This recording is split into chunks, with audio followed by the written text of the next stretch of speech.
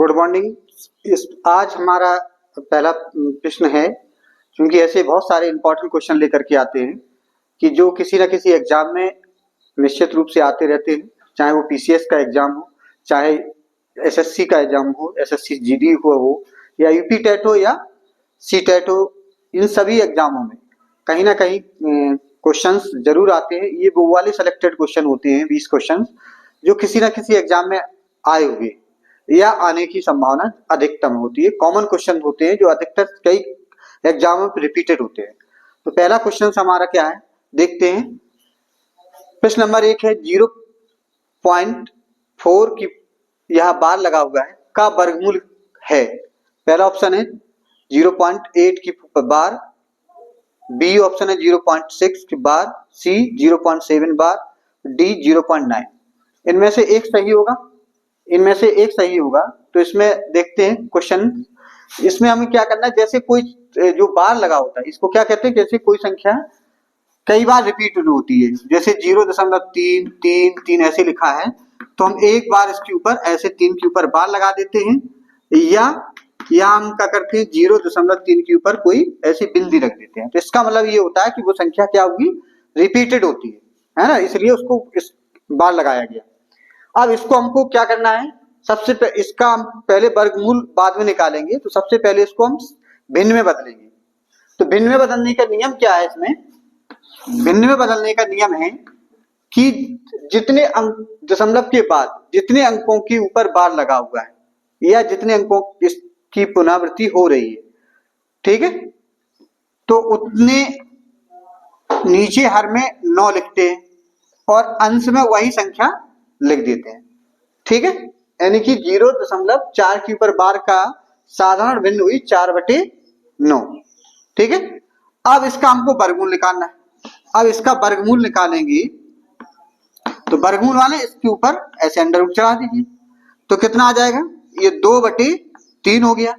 अब 2/3 को फिर से हमें भाग देना है, तो 3 का अगर यदि हम 2 में भाग देंगे तो भागना अष्टम विधि दशमलव लगा के 0 तिरछंग 18, फिर 2 बचा, फिर 0 तिरछंग 18, फिर 2 बचा, फिर 0 बढ़ाएंगे तिरछंग 18, ऐसे आता रहेगा।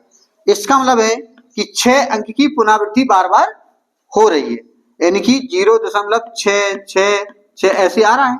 इसका मतलब है इसकी वो लिख सकते हैं 0.6 के ऊपर एक बार बार लगा देते हैं। तो इसका मतलब ये होगा कि जो 0.4 के ऊपर बार का जो वर्गमूल होगा वो कितना आ गया, 0.6 बार। इसका मतलब पहला कौन सा ऑप्शन है हमारा, बी ऑप्शन सही है ना।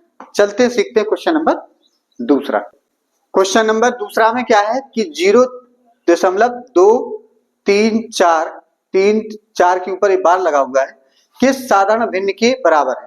ये क्वेश्चन पीसीएस में आ चुका है, तो ये इंपॉर्टेंट क्वेश्चन है, पीसीएस में भी आया है और एसएससी जीडी में भी एक बार इसको पूछा गया था, है ना। तो इसको इंपॉर्टेंट क्वेश्चन है।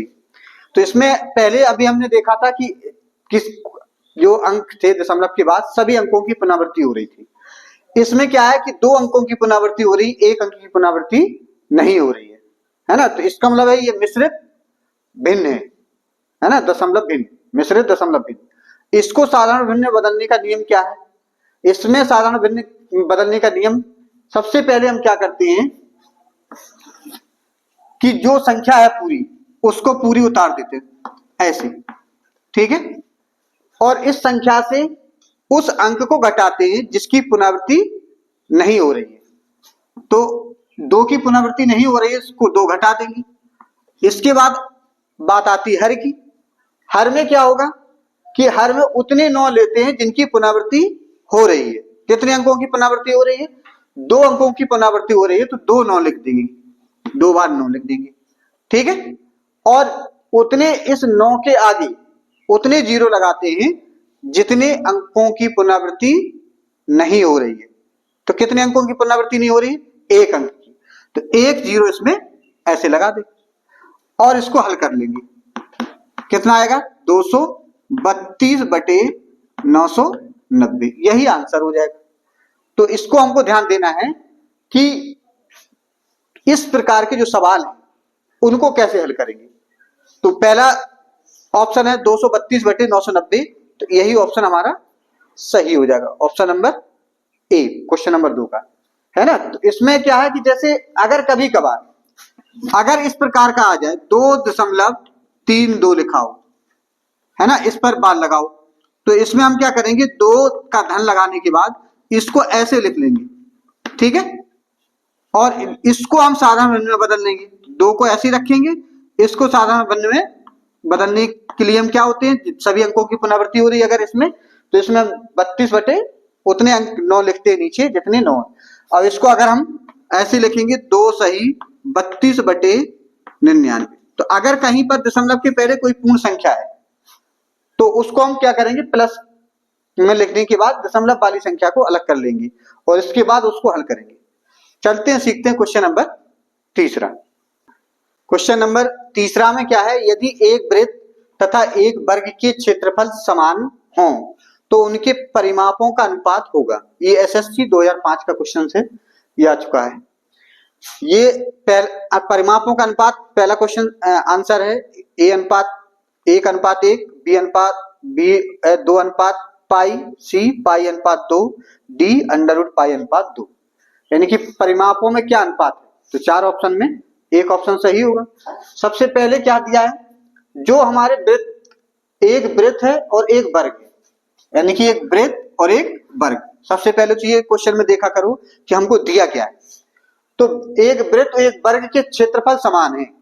अगर हम मान लीजिए, माना कि अगर वृत्त की त्रिज्या r हो, वृत्त की त्रिज्या अगर हमारी r है, तो वृत्त का क्षेत्रफल क्या होगा, वृत्त का क्षेत्रफल जो होगा वो πr² होता है, ठीक है। अगर वर्ग क्या होता है, उसकी सभी भुजाएं बराबर होती हैं।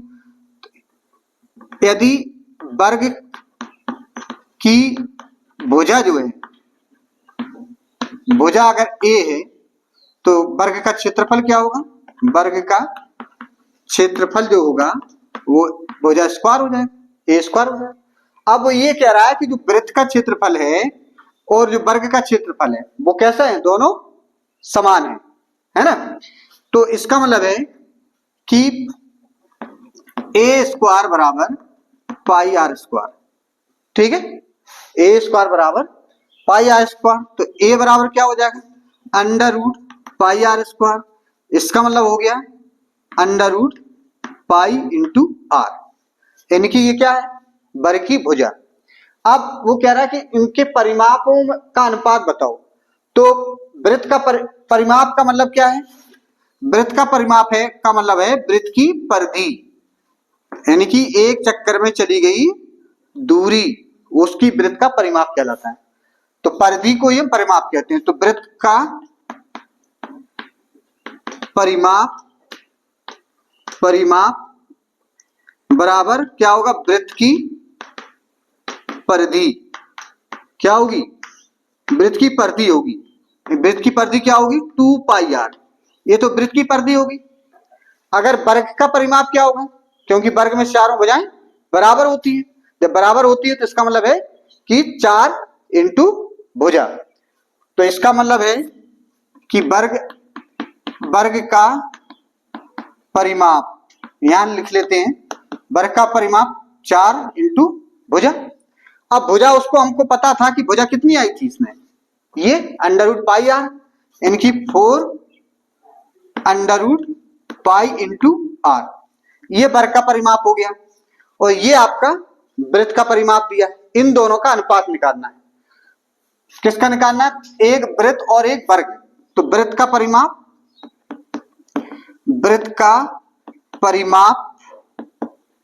बटे वर्ग का परिमाप, इन दोनों का अनुपात निकालेंगे। तो वृत्त का परिमाप कितना है, 2πr, वर्ग का परिमाप 4 √π/r। तो देखो r से r कट गया, 2 दूनी 4 हो गया, 2 नीचे हो गया। अब क्या बचा, पाई बटे 2 √π होगा। √π से ऊपर नीचे हल करेंगे तो इसमें ये हो जाएगा ऊपर √π बटे 2। इसका मतलब होगा अंडर रूट पाई अनुपात 2। अगर ऐसा बटे में लिखा है तो उसको अनुपात में लिख सकते हैं। तो हमारा ऑप्शन कौन सा सही है? देखो पहला 1:1, बी ऑप्शन 2:पाई, सी ऑप्शन पाई अनुपात 2, D option under root pi अनुपात 2। तो इसमें क्या आ रहा है? अंडर रूट पाई अनुपात 2। तो ऑप्शन कौन सा सही है हमारा? डी ऑप्शन सही है। चलते हैं सीखते हैं क्वेश्चन नंबर चौथा। क्वेश्चन नंबर चौथा में क्या है कि रुपए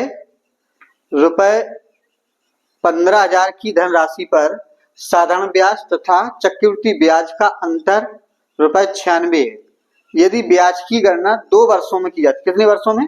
2 वर्ष के लिए की जाती है, तो ब्याज की दर होगी। यानी कि इस प्रकार का क्वेश्चन हमेशा कंपटीशन में पूछा जाता है, चाहे पीसीएस हो, एसएससी हो, टेट हो, यूपी टेट हो। इतने इंपॉर्टेंट क्वेश्चन है, चाहे रेलवे का हो, पुलिस को, ये क्वेश्चन आना ही आना है, ये पक्का है। इस तरीके का क्वेश्चन तो बिल्कुल 2 वर्ष की गणना के लिए साधारण ब्याज और चक्रवृद्धि ब्याज का अंतर दिया रहेगा। तो कभी कभार मूलधन पूछ लिया जाता है अगर आपको दर दिए, और अगर आप दर नहीं दिए तो आपको मूलधन दिया रहेगा।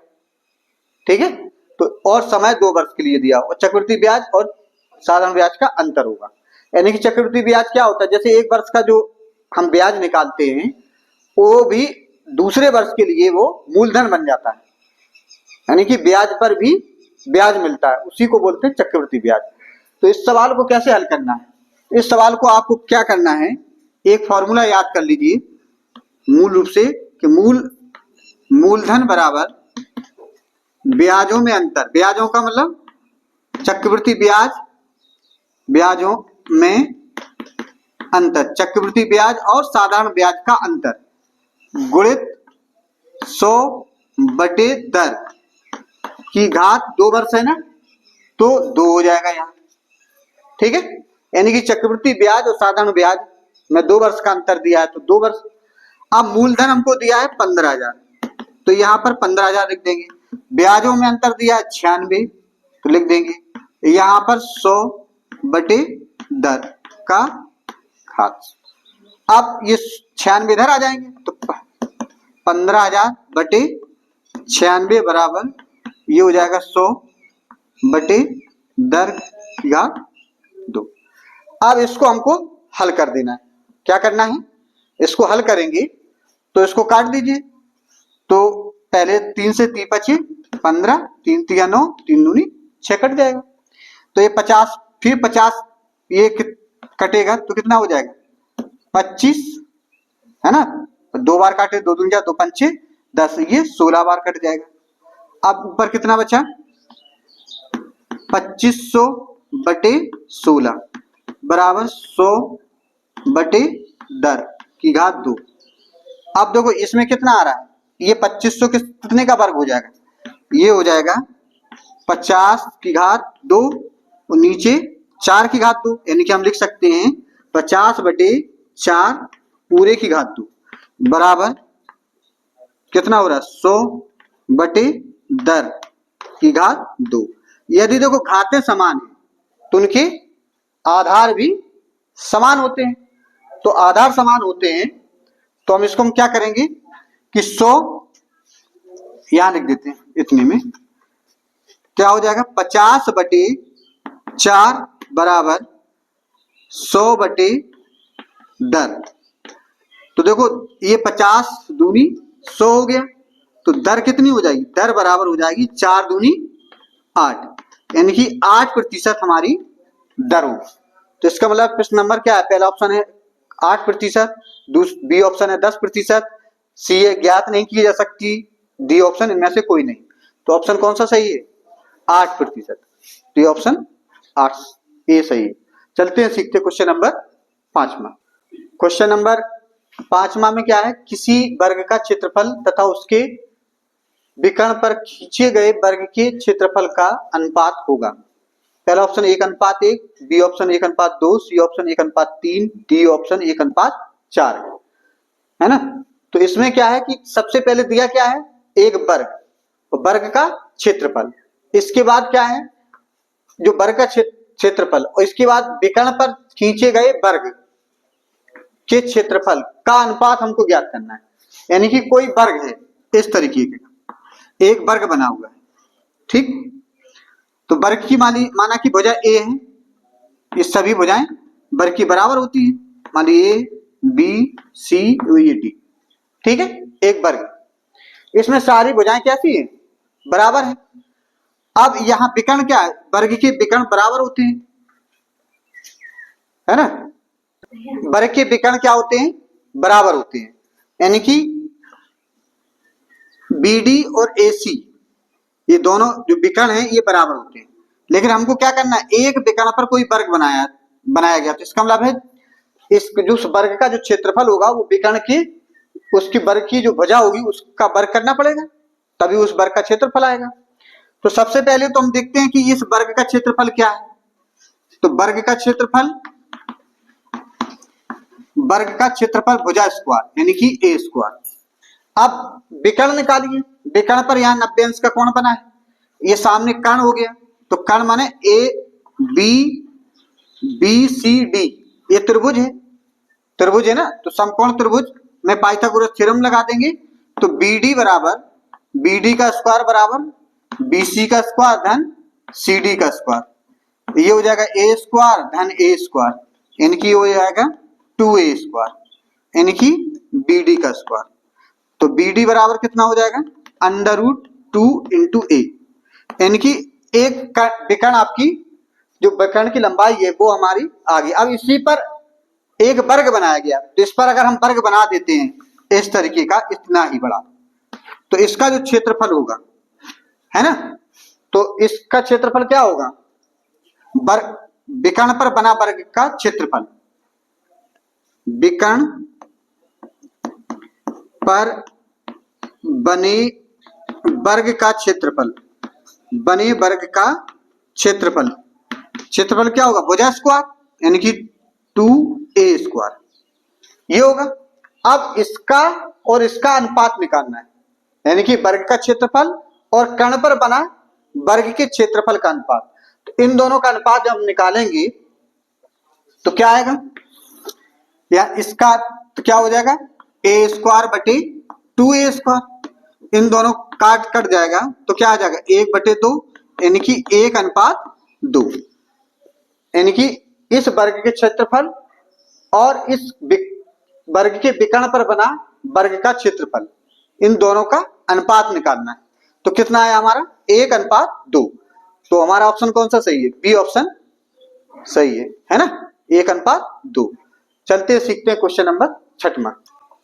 क्वेश्चन नंबर 6वां में क्या है कि तो इस तरीके का सवाल दिया गया है, यानी कि ये सर्वसमता पर आधारित सवाल है। अगर आप इसको मोटी बुद्धि लगा देंगे यानी कि डायरेक्ट गुणा में लग जाएंगे तब फिर आपका पेपर छूटेगा, क्योंकि बहुत गुणा करेंगे इन तीनों संख्याओं का बहुत टाइम लगेगा। तो हमको सर्वसमता का यूज करना है इसमें। सर्वसमता माने कोई आइडेंटिटी। तो देखो इसमें क्या दिया है 498 गुणे 498 गुणे 498 ऋण 239 गुणे 239 गुणे 239 बटे 498 गुणे 498 धन 239 गुणे 239 फिर धन 498 गुणे 239। इसमें हम क्या करेंगे कि जैसे अगर मान लीजिए हमने माना कि जैसे a बराबर मान लीजिए 498 है और b बराबर हमारा 239 है। अब हम इसमें रख देते हैं तो देखो 3 बार गुणा में होगा है, तो ये हो जाएगा a की घात 3 ऋण b की घात 3, ये 3 बार गुणा में। नीचे क्या है ये 2 बार गुणा में, ये हो जाएगा a स्क्वायर धन ये हो जाएगा b स्क्वायर, ये धन ab हो जाएगा। ठीक, बात क्लियर हुई।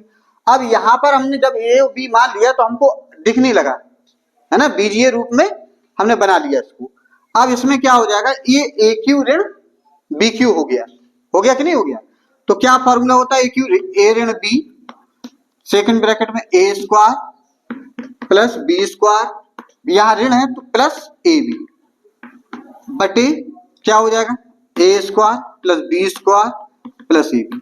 अब देखो ये पूरा हमको दिख रहा है, ये और ये दोनों बराबर है, ये कट गया तो आपको गुणा भाग कुछ नहीं करना। क्या बचा हमारा a ऋण b बचा। इसका मतलब वो ये कह रहा है कि 458 में से 239 घटाओ दो, कितना घटाना है 239, तो कितना आ जाएगा हमारा 8 18 219 कितना आएगा 219। अब इसमें देखो ऑप्शन में कौन सा सही है 697 219 447 349 कौन सा ऑप्शन सही है बी ऑप्शन सही है ना। चलते सीखते क्वेश्चन नंबर 7वां।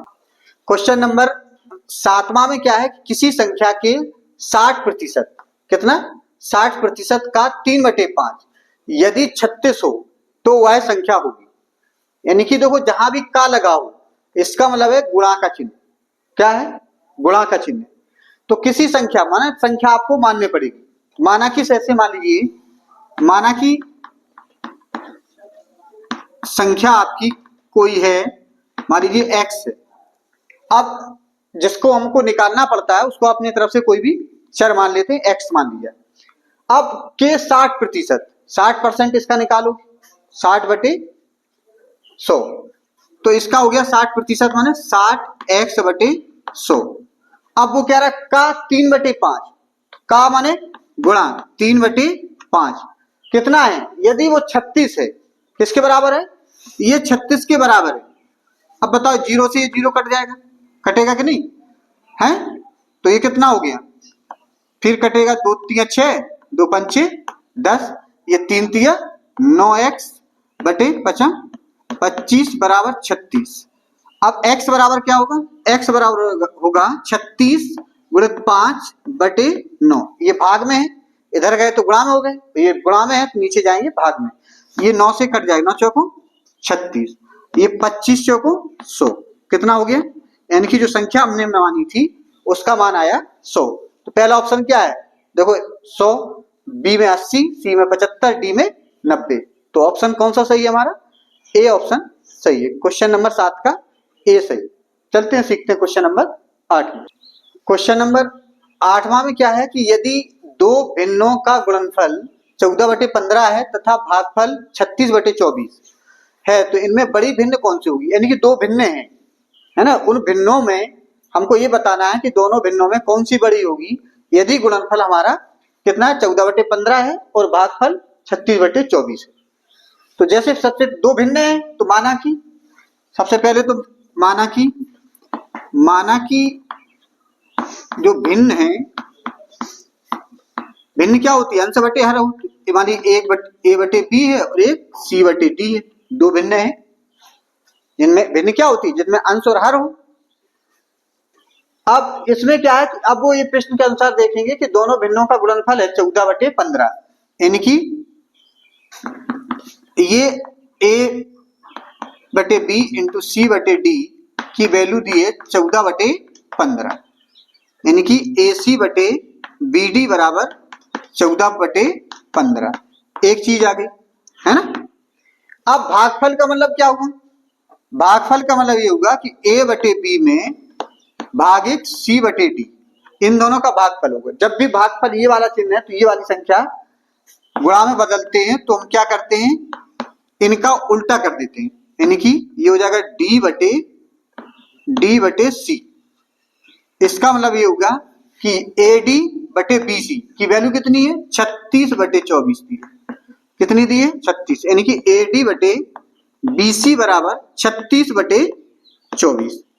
अब इन दोनों का क्या करेंगे अब हमको क्या निकालना है भिन्न निकालनी है यानी कि A बटे B और C बटे D क्या निकालना है भिन्न निकालनी है। तो हम क्या करेंगे इन पहले इसको फर्स्ट मान लीजिए इसको सेकंड। अब इन दोनों का फिर से गुणा करते हैं गुणा करेंगे तो AD बटे BC गुणित AC बटे BD बराबर कितना हो जाएगा 36/24 गुणित 14/15। अब यहां देखो इससे D से AD कट जाएगा C से C कट गया A और A बचा तो क्या हो जाएगा A²। यहाँ B बचा तो ये हो गया B²। ये यहाँ कितना बचा यहाँ काट दीजिए ये कट रहा है 2 सत्ते 14 ये 12 बार कट गया ठीक है। अब ये 3 एकम 3 3 दूनी 6 और 3 5 15 बार कट गया ठीक है। 2 सत्ते 14 12 दूनी 24 और ये 3 एकम 3 12 36 और 3 से कटा, 3 बचे 15, 5 बार ये कट गया। फिर ये 12 से 12 ये कट जाएगा, कितना बचा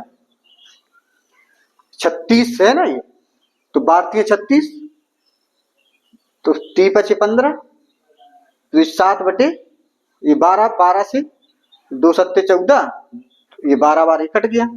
अब देखो इसमें क्या है, ये कितना बचा,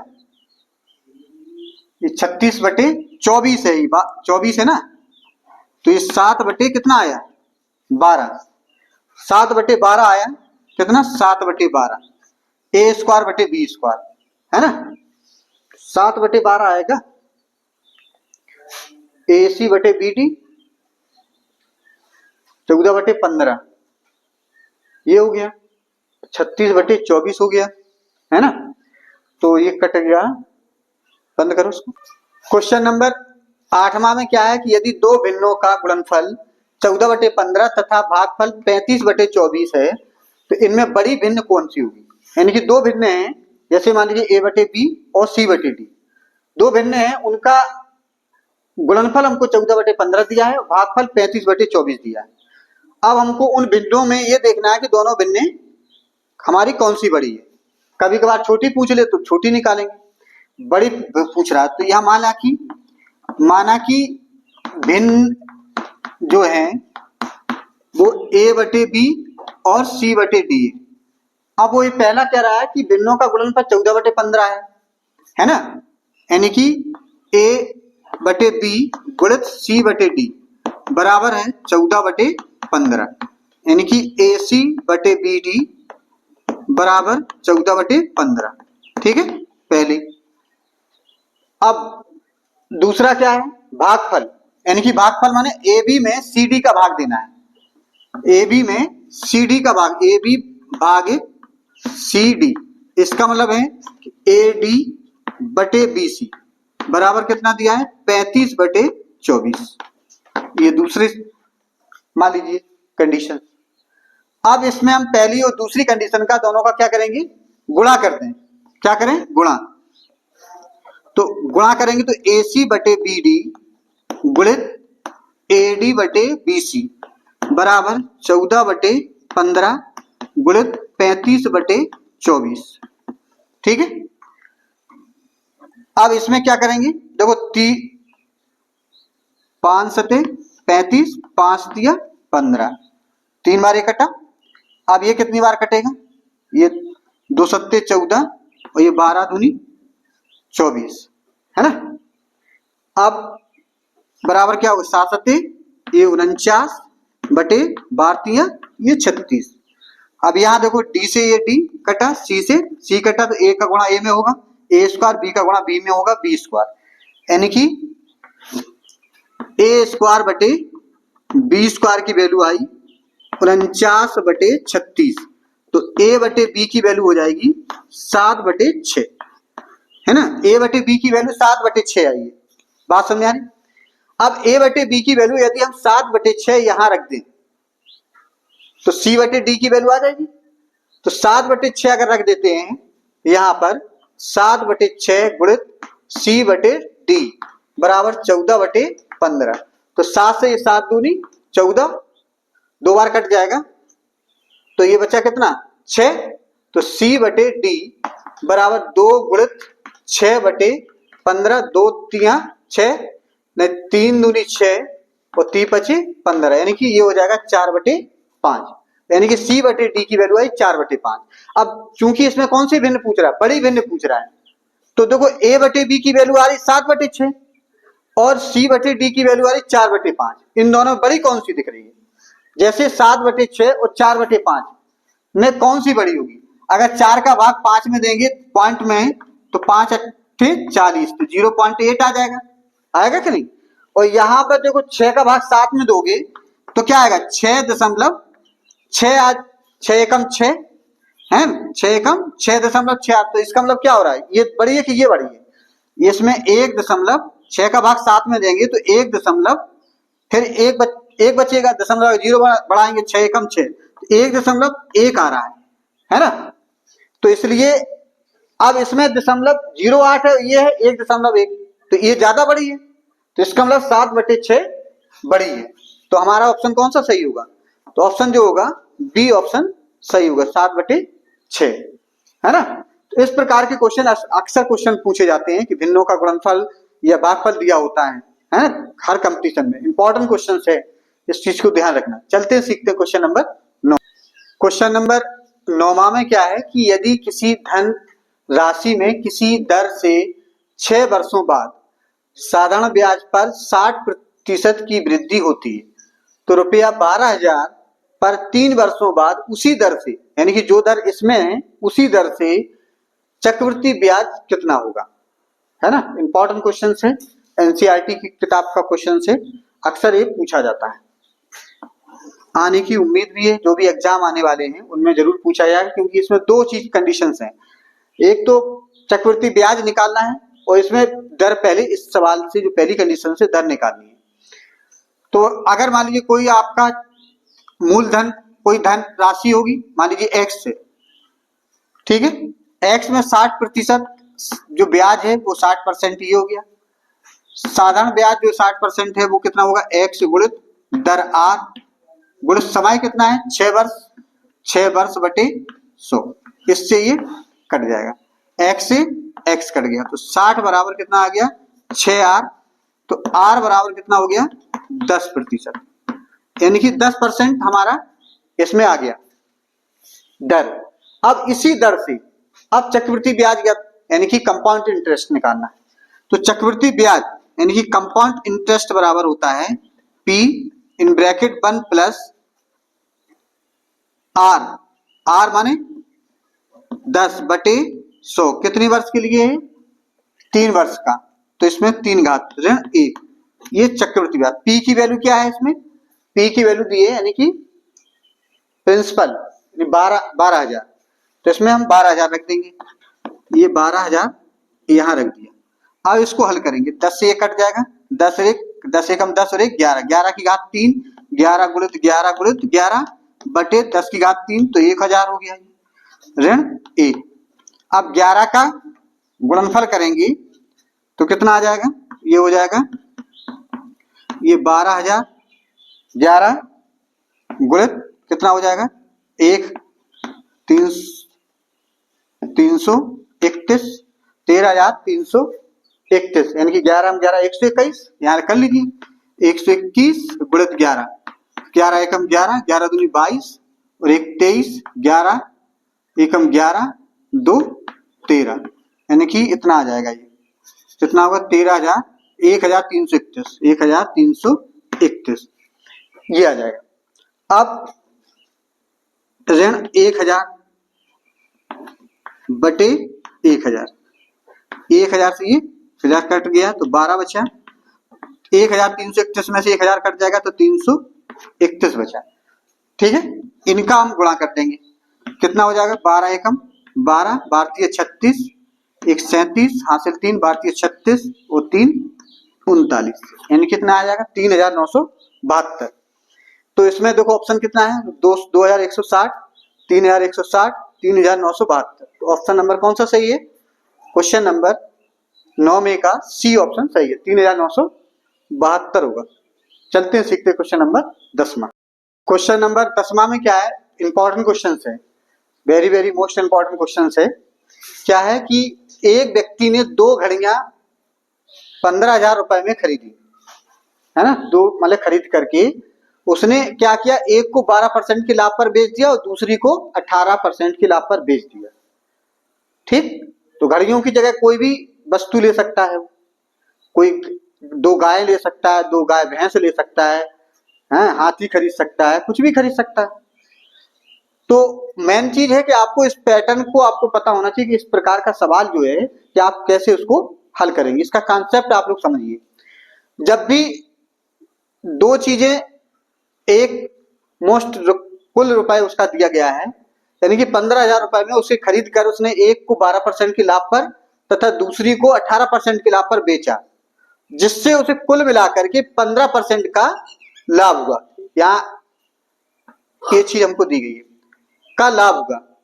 तो घड़ियों का अलग अलग मूल्य क्या निकालना है? घड़ियों का अलग अलग मूल्य बताइए कौन सा होगा? पहला ऑप्शन दिया है 750 750, दोनों घड़ियों में बराबर बराबर मूल्य था उनका, या एक 10,000 और 5,000, या एक का 8,000 है दूसरे का 7,000 है, या एक का 9,000 है दूसरे का 6,000, क्योंकि दोनों का कुल मिला के 15,000 है ना।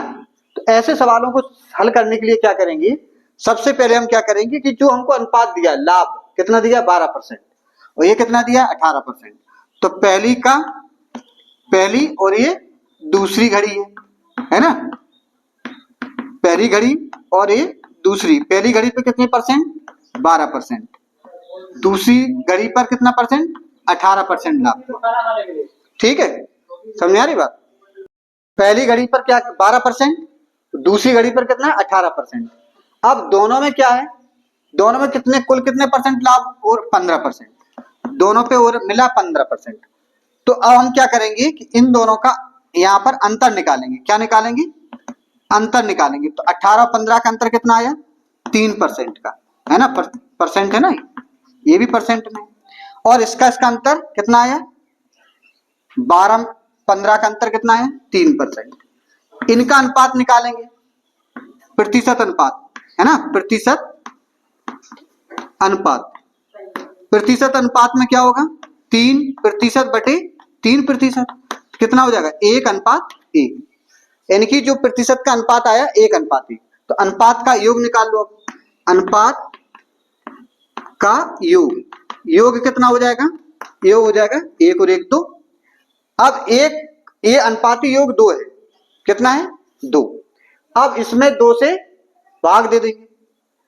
क्या करेंगे, पहली घड़ी का मूल्य निकलेगा, पहली घड़ी का मूल्य कितना आ जाएगा 1/2 गुणित 15,000। अब 2 सत्ते 14, 1 बचा, 2 पंचे 10, कितना आ गया 2 सत्ते 14, 2 पंचे 10, यानी कि कितना आया, इसमें पहला 7,500 ये होगा, 7,500 एक हो गया। तो एक घड़ी का जब 7,500 आ रहा है तो दूसरी घड़ी का भी 7,500 होगा, है ना। तो ऑप्शन में देखो हम इसमें क्या दे रहा है, ये 7,050 दे रहा है ना, ये 500 होगा, कितना होगा 7,500 7,500। तो ऑप्शन नंबर हमारा क्या हो जाएगा, ये सही होगा, क्योंकि इसमें कोई भी ऑप्शन 7,500 नहीं है, तो इसका मतलब है ये 7,500 होगा, 7,050 नहीं होगा ऑप्शन। तो निश्चित है कि ऑप्शन ये हमारा सही होगा। चलते सीखते क्वेश्चन नंबर 11। क्वेश्चन नंबर 11वां में क्या है कि एक छात्रावास में 300 छात्रों के लिए 15 दिनों की राशन सामग्री उपलब्ध है, यानी कि एक छात्रावास है जहां पर बच्चे रहते हैं, स्कूल में जहां पढ़ते हैं, तो वहीं पर एक छात्रों के लिए निवास बनाया जाता है, उसी को कहते हैं छात्रावास, है ना। तो उसमें 300 छात्र हैं और उन 15 दिनों के लिए वहां पर राशन पानी रखा हुआ है। लेकिन क्या होगा, यदि अवकाश छुट्टी हो जाती है तो क्या होता है, कुछ छात्र बाहर चले जाते हैं, तो उसमें से 200 छात्र बाहर चले जाएं तो सामग्री बचेगी, क्योंकि 200 छात्रों खाएंगे नहीं क्योंकि बाहर चले जाएंगे, तो वो 200 छात्र की सामग्री बचेगी ना, क्योंकि 300 छात्रों के लिए सामग्री रखी थी, लेकिन उसमें से 200 बाहर चले गए तो सामग्री बढ़ेगी, तो सामग्री बढ़ेगी तो निश्चित है कि दिनों की संख्या भी बढ़ना चाहिए। तो निश्चित है कि ये 15 दिन के लिए थी, तो निश्चित है कि आगे संख्या बढ़ेगी। तो इसमें ऐसे सवालों में, यानी कि जब संख्या देखो छात्रों की संख्या कम हो रही है तो सामग्री दिनों की संख्या बढ़ रही है, अगर दिनों की संख्या छात्रों की संख्या बढ़ेगी तो फिर दिनों की संख्या कम होगी। इसका मतलब ये होगा कि प्रतिलोम अनुपात होगा। क्या, कौन सा अनुपात होगा, एक चीज घटे तो दूसरी चीज बढ़े और दूसरी चीज बढ़े तो पहली चीज घटे, तो इस प्रकार के अनुपात को क्या कहते हैं, प्रतिलोम अनुपात, है ना।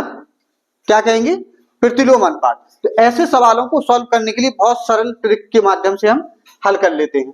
कैसे करेंगे, जैसे छात्र कितने हैं 300, तो यहां लिख लेंगे छात्रों की, छात्र यहां लिखेंगे दिन, ठीक है, एक तरफ दिन एक तरफ छात्र। अब छात्र कितने हैं 300, तो 300 छात्रों थे तो कितने दिन के लिए सामग्री थी 15 दिन के लिए, ठीक है, ये 15 दिन के लिए। अब उसी में से वो कह रहा है कि 200 छात्र बाहर चले गए, कहां चले गए बाहर चले गए तो कितने छात्र बचे? 100 छात्र, क्योंकि 300 थे तो 300 थे तो 200 बाहर चले गए तो कितने बचे? 100 छात्र। अब 100 छात्र में कितने दिन के लिए वो सामग्री होगी? तो मान लीजिए x दिनों के लिए हमारे पास सामग्री होगी। जब भी प्रतिलोम अनुपात होता है तो हम क्या करेंगे? इन दोनों का गुणनफल आपस में करेंगे और बराबर कर देंगे। क्या करेंगे? इन दोनों का आपस में गुणा करेंगे। 300 गुणित 15 बराबर 100 गुणित x। बहुत सिंपल सा। तो x बराबर क्या मिलेगा?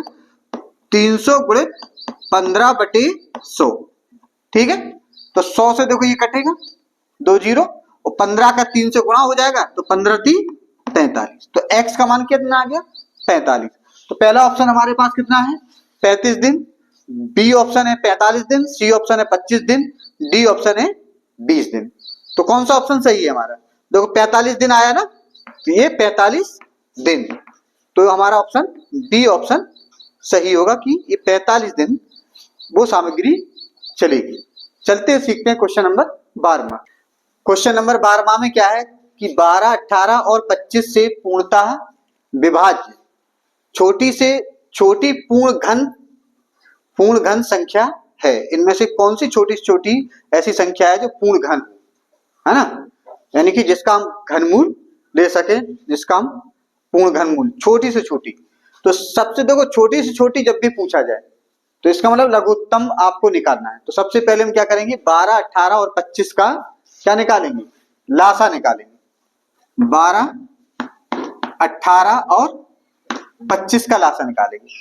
ठीक, तो जब निकालेंगे तो सबसे पहले क्या करेंगे? 2 से काटेंगे, 2 छक 12, 2 नम 18, 25। ठीक है, 2 तिया 6 9, ये 25। ठीक है, अब 3 से 3 कम 3, 3 तिया 9, फिर ये 25, फिर 3 1 कम 3, 3 1 कम 3, फिर ये 25। अब 25 से कौन कटेगा? 5 1 कम 5, 5 25, फिर ये 5 5 1। जब नीचे 1 1 आ जाए तो समझ लेना कि अब भाग कोई संख्या नहीं बची नीचे। अब इसमें हम ये देखेंगे कि घनमूल निकालने के लिए इनको गुणा में लिखें। 2 गुणित 2 गुणित 3 गुणित 3 गुणित 3 गुणित फिर 5 गुणित 5। ठीक है, अब इसमें देखो घनमूल बनाने के लिए हमारे पास क्या होना चाहिए? 3 3 के जोड़ा होना चाहिए। किसके जोड़ा होना चाहिए? 3 3 के जोड़ा होना चाहिए। बात समझ में आ रही?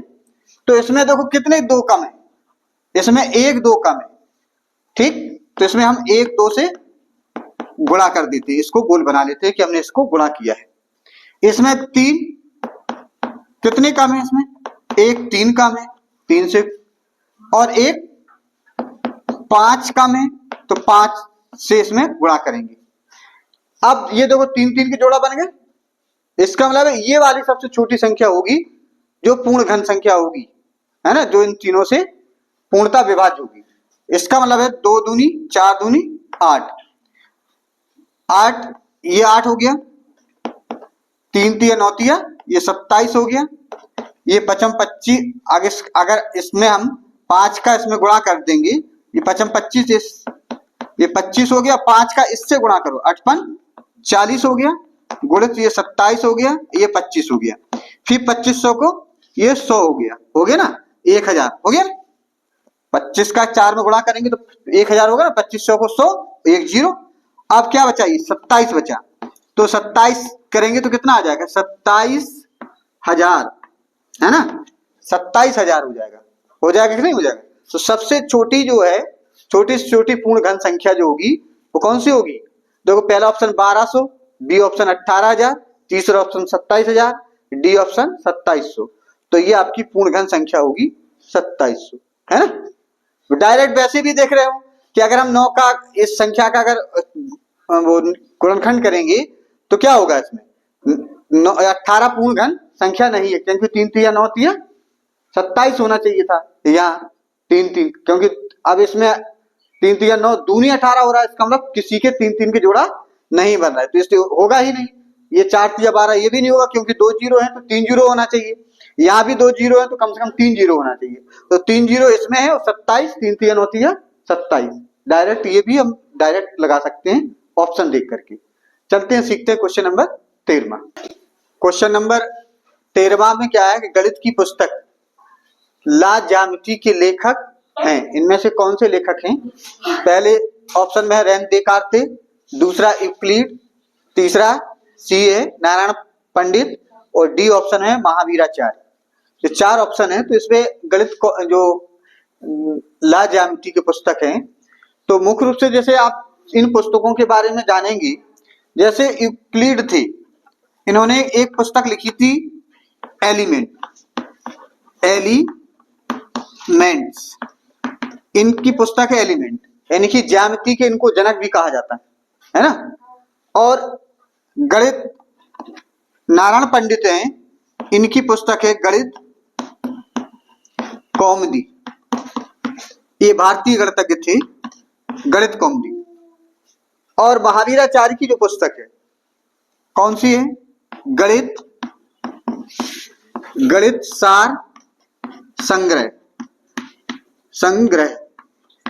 एक पुस्तक है गणित सार अकेला, एक गणित सार संग्रह। तो गणित सार जो लिखा था वो लिखा था श्रीधराचार्य ने, यानी कि त्रिशतका कहते हैं जिसे, है ना।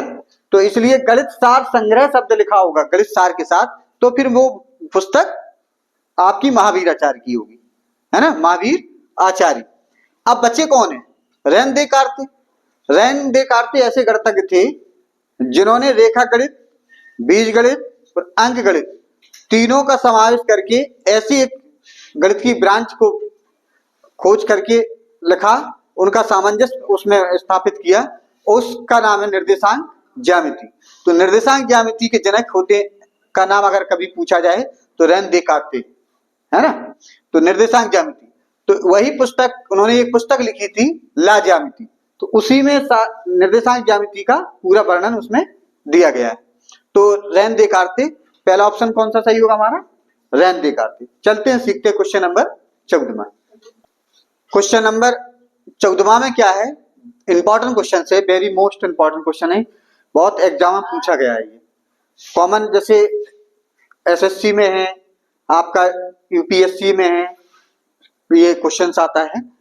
तो ये इस प्रकार के क्वेश्चन जो रीजनिंग टाइप का क्वेश्चन है, आपको क्या है कि यदि x y अनुपात y z अनुपात zx बराबर 3:4:5 है, यानी कि ये रेशियो से संबंधित है, क्योंकि रेशियो लगा रहा, रेशियो का अनुपात, तो इसमें x² अनुपात y² अनुपात z² का मान होगा। तो इसमें आपको क्या करना है, जो बेसिक चीजें, बेसिक आपको दिमाग नहीं लगाना है, इसमें क्या ट्रिक लगानी है कि आपको कैसे करना है।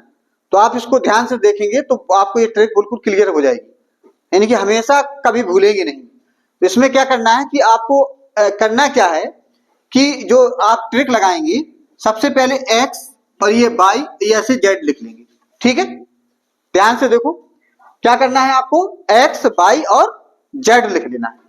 अब यहां पर देखो x कहां पर है, ये है और यहां है ना, यानी कि इसमें और इसमें है। तो इसका मतलब है कि x के नीचे वो संख्या लिखेंगे, कौन किसका गुणा करके, इसका और इसका, जिसमें x है ना। तो किसका गुणा करेंगे, 5 का और 3 का गुणा करेंगे, कितना हो गया, 5 तिया 15, ठीक है, बात समझ आ गई। अब y देखो, y किस में है, ये y इसमें और इसमें है ना। तो क्या करेंगे हम, इसका और इसका गुणा करके y के नीचे लिखेंगे, ठीक है। तो y के नीचे लिखेंगे 4 तिया 12, इसके नीचे लिखेंगे 12, ठीक है। अब इसमें क्या करना, अब z देखो, z कहां पर है, इसमें है और इसमें है ना। तो क्या करेंगे, इसका और किसका गुणा करेंगे, y इसमें है और z देखेंगे ना, z इसमें है और इसमें है, तो इसका और इसका गुणा करेंगे, तो 4 पंचे ये हो गया 20, बात समझ आ गई। अब ये रेशियो वाला, अब इसका स्क्वायर करना है, यानी कि इसका स्क्वायर करना है, इसका स्क्वायर करेंगे, इसका स्क्वायर करना है, इसका स्क्वायर करना है, तो इनका भी स्क्वायर कर देंगे, ठीक है, बात क्लियर हुई।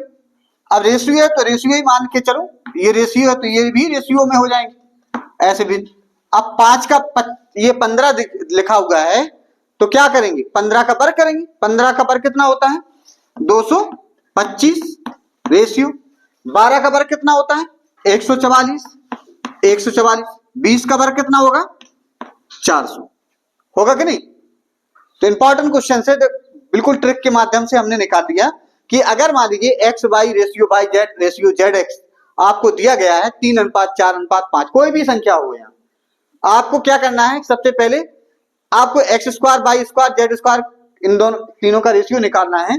तो हम क्या करेंगे कि X square X Y Z पहले लिखेंगे, फिर इसके बाद इसका वर्ग करके यहाँ लिखेंगे। तो इसमें क्या करना है कि जो हमारे पास ऑप्शन दिया गया है कि पहला ऑप्शन क्या है, 255 रेशियो 134 रेशियो 300। इस प्रकार से देखो ऑप्शन दिया 215 रेशियो 144 रेशियो 400, 225 रेशियो 144 रेशियो 400। तो इसमें 200 कितना आ रहा है, 225 रेशियो 144 रेशियो 400। तो हमारा ऑप्शन कौन सा सही है, देखो यहाँ पर 144 ये 300 है, तो यही ऑप्शन हमारा सही है। कौन सा है, ऑप्शन नंबर ये सी है ना। तो इस प्रकार का कोई भी सवाल हो तो आप आराम से उसको इसी ट्रिक के माध्यम से आप हल कर सकते हैं। चलते हैं, सीखते हैं क्वेश्चन नंबर 15। क्वेश्चन नंबर 15 में क्या है कि समांतर चतुर्भुज एबीसीडी के कोण ए तथा कोण बी में अनुपात 1:2 है, तो चतुर्भुज के सभी कोण होंगे। तो पहला ऑप्शन है 60 अंश 120 अंश 60 अंश 120 अंश। बी ऑप्शन है 80 अंश 100 अंश 80 अंश 100 अंश। सी ऑप्शन है 45 अंश 135 अंश 45 135 अंश, है ना। और डी ऑप्शन है 40 140 फिर 40 फिर 140। सबसे पहले मेन चीज है कि समांतर चतुर्भुज होता क्या है, इसको जान लीजिए। समांतर चतुर्भुज में क्या है, इस प्रकार का समांतर चतुर्भुज में क्या होता है कि जो भुजाएं होती है, सम्मुख भुजाएं कैसी होती है, समांतर होती है, ठीक, और समान होती है, ठीक है। दूसरी बात यह है कि जो इनके विकर्ण होते हैं, ये वाले, वो एक दूसरे को मध्य बिंदु पर क्या करते हैं, प्रतिच्छेद करते हैं। सम्मुख कोण यानी कि ये वाला कोण इस कोण के बराबर होता है, ये वाला कोण इस कोण के बराबर है। जैसे मान लीजिए ए, ये बी है, ये सी और ये डी, यानी कि ए सी के बराबर होगा, बी डी के बराबर होगा। उसने दिया है कि कोण ए और बी का अनुपात दिया है, यानी कि मान लीजिए अगर हमारा कोण ए जो है, कोण ए बराबर एक्स अंश है और कोण बी बराबर वाई अंश है, यानी कि इन दोनों का जो अनुपात है, यानी कि एक्स बटे वाई बराबर 1/2 दिया है, तो वाई बराबर क्या हो जाएगा, 2x हो जाएगा। बात समझ में आ रही, इतनी क्लियर होगी। अब इसमें क्या होगा कि क्या करेंगे कि अब देखो समांतर चतुर्भुज की हम कंडीशन लगाएंगे। क्या कंडीशन लगाना है कि उसमें जो संलग्न कोण है, समांतर चतुर्भुज के जो संलग्न कोण होते हैं, यानी कि कोण ए और कोण बी, इन दोनों का योगफल 180 अंश होता है।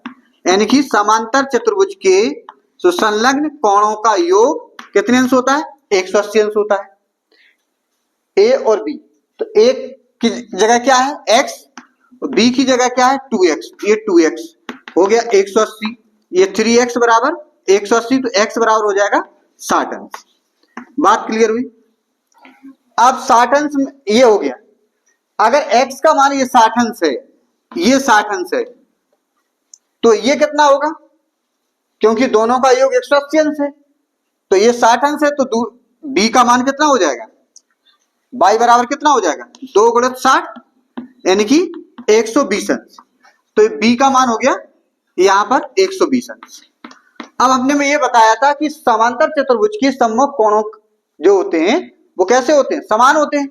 अगर b 120 अंश है तो d भी 120 अंश होगा, तो ये भी 120 अंश होगा। अगर ये 60 है तो ये भी कितने अंश होगा, 60 अंश होगा। इसका मतलब कौन सा आ गया हमारा, तो 60 120 60 फिर 120, है ना। तो ऑप्शन देखो इसमें क्या है, पहला ऑप्शन है 60 120 60 120, दूसरा 80 100 80, तो इसका मतलब पहला ऑप्शन हमारा यही मैच कर गया। तो ऑप्शन नंबर ए जो है हमारा 15 का, क्वेश्चन नंबर 15 का ए ऑप्शन सही होगा। चलते हैं सीखते क्वेश्चन नंबर 16। क्वेश्चन नंबर 16 में क्या है, किस अक्षर में केवल एक ही सममित रेखा है, यानी कि सिमेट्रिकल लाइन, इसको क्या बोलते हैं, सिमेट्रिकल लाइन है। किस अक्षर में केवल कितनी सिमेट्रिकल, एक ही सिमेट्रिकल लाइन है। पहला ऑप्शन है एच, बी में ऑप्शन है एक्स, सी में जेड, टी में डी में टी है, यानी कि अल्फाबेट के ये अक्षर हैं। तो इसमें हमें ये बताना है कि कौन सी ऐसी एक रेखा है जिसमें केवल एक रेखा खींचेंगे तो वह दो पार्ट में डिवाइड हो जाएगा, यानी कि कोई लाइन है जो किसी भी आकृति को बराबर दो भागों में डिवाइड करे, उस लाइन को हम बोलते हैं सिमेट्रिकल लाइन, है ना। यानी कि तो इसमें देख हम सारे अक्षरों के बारे में जान लेते हैं।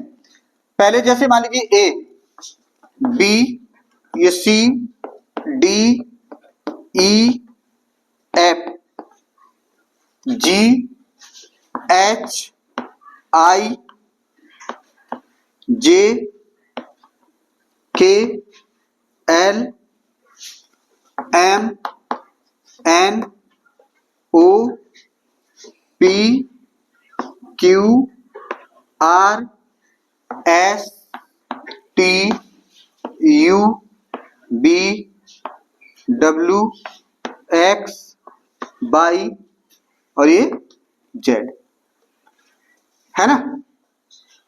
तो ये इस प्रकार से ये जो अल्फाबेट के अक्षर हैं इसमें किस में कितनी सिमेट्रिकल लाइनें होती हैं, सममित रेखाएं होती हैं, उनको हम सीखते हैं। तो देखो ए में क्या है, ए लाइन है तो इसको हम एक ही लाइन इसमें खींच सकते हैं और ये दो भागों में डिवाइड हो जाएगा, है ना। तो इसका मतलब है कि ए में कितनी सिमेट्रिकल लाइन होगी, एक होगी। बी में यहां से खींच देंगे तो इसमें भी सिमेट्रिकल लाइन एक होगी, क्योंकि आधा करेंगे तो इसके ये ढक लेगा एक दूसरे को। जैसे दोनों ऐसे करेंगे तो ये क्या होगी, सिमेट्रिकल, क्योंकि एक लाइन एक दूसरे पर सर्वांग ढक लिए सर। अब सी में देखो ये एक, ठीक है, ए बी सी। डी में अगर हम डिवाइड करेंगे एक, ठीक है। ई में एक लाइन यहां से डिवाइड कर देंगे ढक जाएगी। ई, एफ में कोई लाइन नहीं होती है तो शून्य, ठीक है। एफ, जी में कोई लाइन नहीं होती सिमेट्रिकल, शून्य। एच में क्या होता है, एक लाइन ऐसी डालेंगे दूसरी लाइन ऐसी, तो एच में दो सिमेट्रिकल लाइन होगी। आई में एक लाइन ऐसी पड़ेगी और एक लाइन ऐसी, तो ये इसमें भी दो।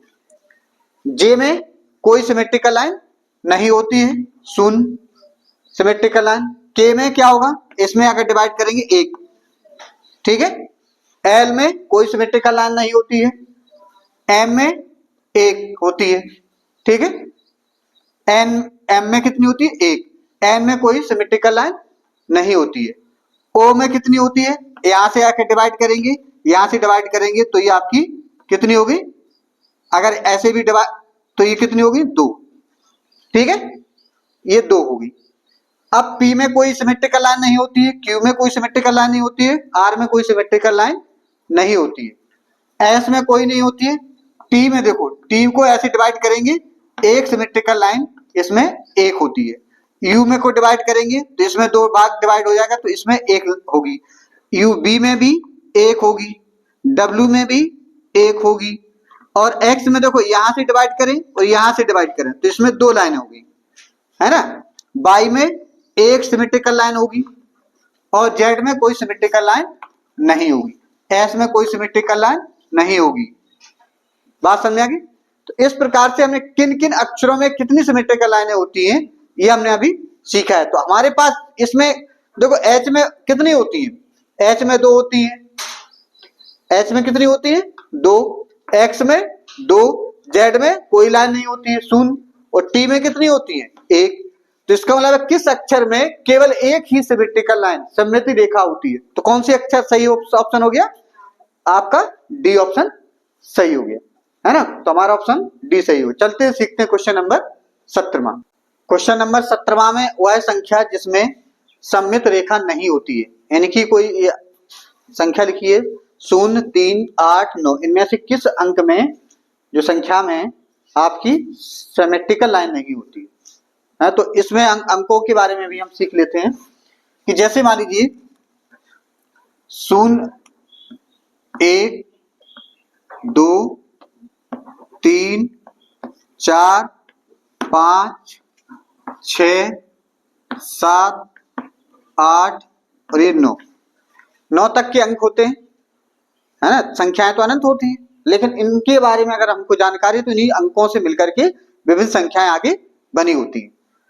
तो शून्य में जो होती है आप देखेंगे एक लाइन ये, एक लाइन ये, दो लाइनों को डाल सकते हैं, यानी कि ये इसमें सिमेट्रिकल लाइन शून्य में दो होती है। एक में कोई सिमेट्रिकल लाइन नहीं होती है, दो में भी कोई सिमेट्रिकल नहीं होती है, तीन में एक सिमेट्रिकल लाइन होती है, चार में कोई नहीं होती है, पांच में कोई नहीं होती है, छह में नहीं होती है, आठ में देखेंगे तो सिमेट्रिकल लाइन दो होती है। तो ये 0 से लेकर के 9 तक के सिर्फ 3 अंक ऐसे हैं। कौन कौन से हैं? 0, 3 और 8। इन तीनों की ही सिमेट्रिकल लाइन होती है, बकाया किसी भी अंक में कोई सिमेट्रिकल लाइन नहीं होती है ना। इस चीज को ध्यान रखना है।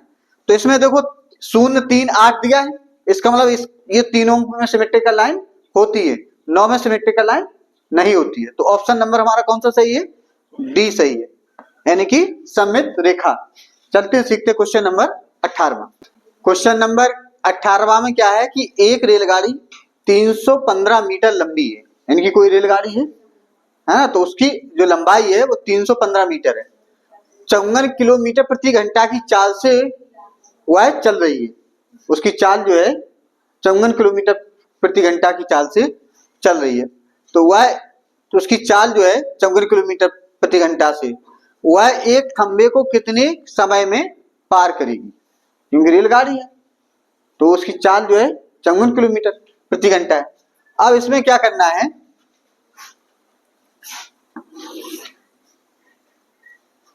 जो देखो यहाँ समय लंबाई किस में है? मीटर में, और चाल किस में? किलोमीटर प्रति घंटा। तो दोनों की इकाइयां एक सी होना चाहिए। तो जो चाल है उसको हम पहले मीटर प्रति सेकंड में बदल लेंगे। तो मीटर प्रति सेकंड में बदलने के लिए क्या करते हैं हम? 5/18 से गुणा करते हैं, यानी कि किलोमीटर मीटर प्रति सेकंड में बदलना है। तो हम 5/18 से गुणा कर देंगे। तो 18 तिया 54, 5 तिया 15 मीटर प्रति ये सेकंड में बदल गया। ठीक है, इसकी चाल 15 मीटर प्रति सेकंड हो गई। अब दूरी क्या होगी? तो जैसे कोई खम्मा है यहां, वो खम्मा से जब रेलगाड़ी का आखिरी डिब्बा यहां आ जाए तब हम रेलगाड़ी कहेंगे कि ये रेलगाड़ी पूरी क्या हुई? पार हो गई, है ना। तभी रेलगाड़ी कहेंगे कि ये रेलगाड़ी पार हुई है, क्योंकि बीच बीच में, क्योंकि जितनी इसका मतलब इंजन ने जो लंबाई तय की है वो रेलगाड़ी की बराबर तय की है ना। जब रेलगाड़ी का आखिरी डिब्बा पार हो जाए तो इसका मतलब इंजन ने कितनी दूरी तय की? जितनी रेलगाड़ी की लंबाई है। तो उसकी लंबाई जो होगी, यानी कि उस रेलगाड़ी के द्वारा चली दूरी जो है वो कितनी है? 315 मीटर। अब इसमें क्या है, अब हमको क्या निकालना है? समय निकालना। तो समय बराबर क्या होगा? समय बराबर दूरी बटे 4, है ना।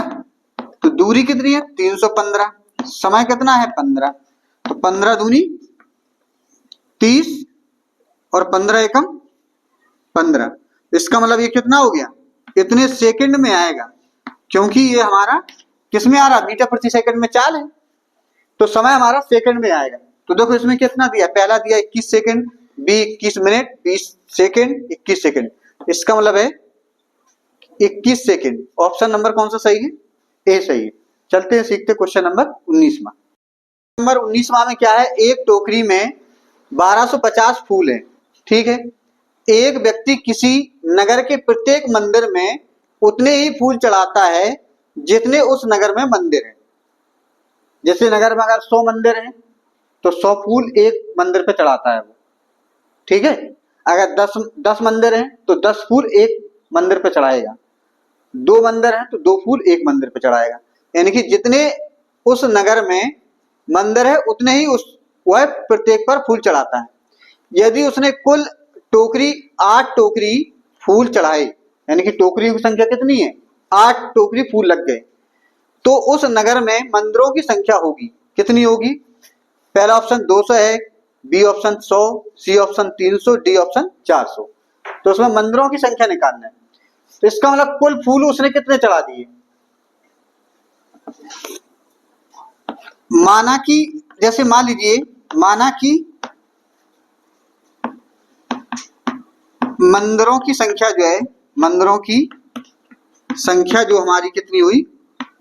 x मंदिर है। तो जितने मंदिर हैं उतने ही वो फूल भी चढ़ा रहा है एक मंदिर पे। तो जैसे मान लीजिए एक मंदिर पर, पूरे शहर में मान लीजिए 10 मंदिर हैं, तो एक मंदिर पे 10 फूल चढ़ाए उसने, तो 10 मंदिरों पर कितने हो गए? 100, क्योंकि 10 गुणे 10 करके। तो इस प्रकार से एक मंदिर पर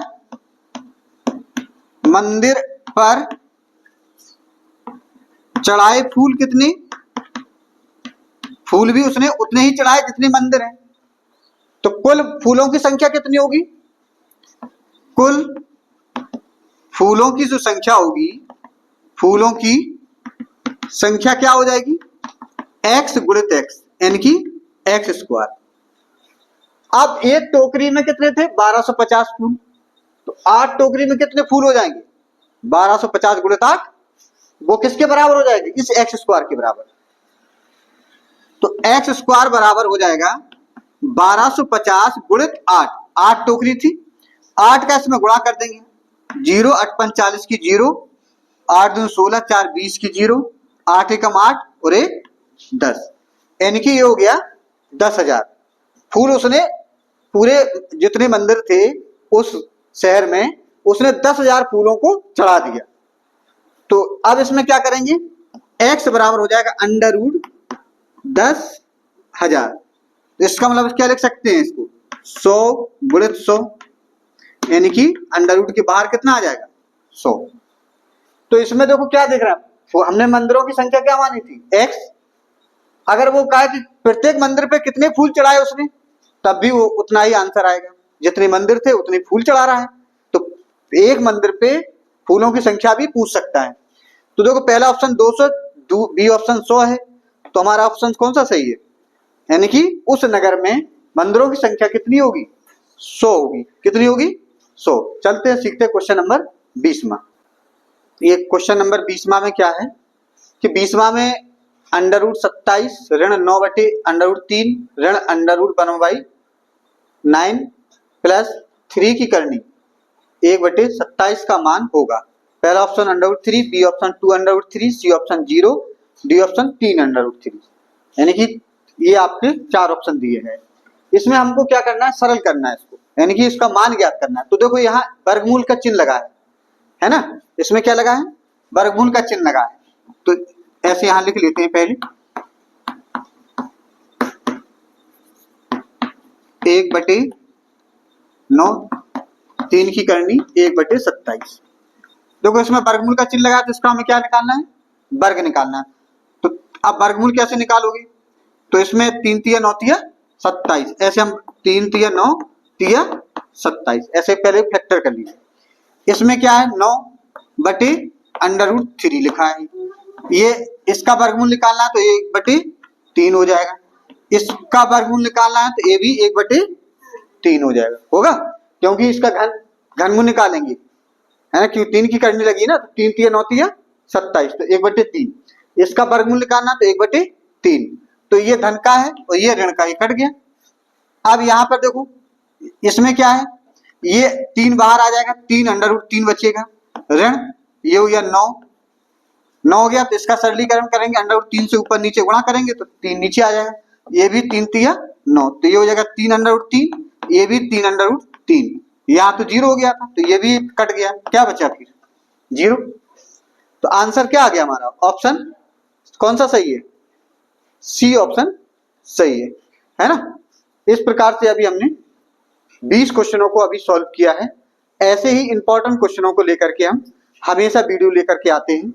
यदि ये वीडियो आज पसंद आया हो तो आप लोग शेयर करें, लाइक करें और कमेंट जरूर करें। बहुत बहुत धन्यवाद।